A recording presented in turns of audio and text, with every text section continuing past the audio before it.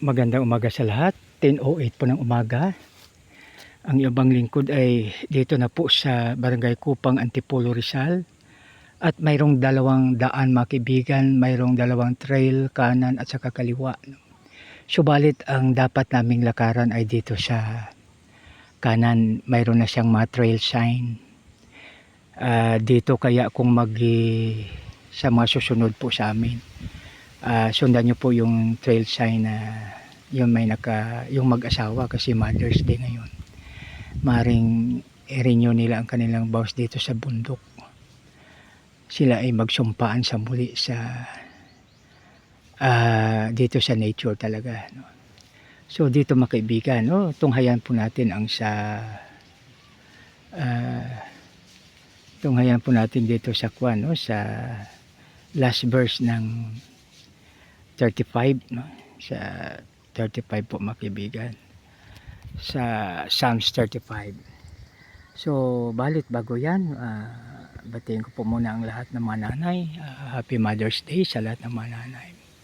So ang last verse na ito mga kaibigan ay nagsasabi, aking ihayag ang iyong katuwiran sa buong maghapon ay papurihan. Purihin mo ang Diyos sa pagbasa ng kanyang salita. Tayo manalangin.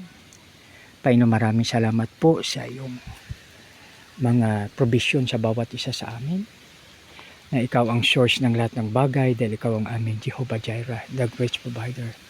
Lord, maraming salamat sa pangalan ni Jesus namin, Panginoon tagapagligtas. Lahat po magsabi ng Amen and Amen.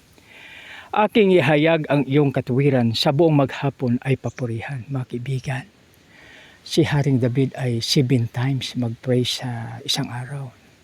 So maaring tayo ganun din, no? Dahil halimbawa pagising natin sa umaga isa, pagkain natin sa umaga isa, pagkain natin sa tanghalian isa, pagkain natin sa hapunan isa, bago tayo matulog isa, pag alis natin sa bahay isa, na pagdating natin sa trabaho, bali 7, bati 8 pa kasi pag uwi 1 pa. So ibig sabihin, sobra pa tayo, no? Kaya makibigan, huwag nating kalimutan, papurihan natin ang ating Panginoon sa buong maghapon. Dahil siya lang ang dapat ating bigyan ng kapurihan kalwatihan. Maraming salamat. Tayo na po'y manalangin. Panginoon, maraming salamat na nilalang mo ang lahat ng bagay bago kami lalangin.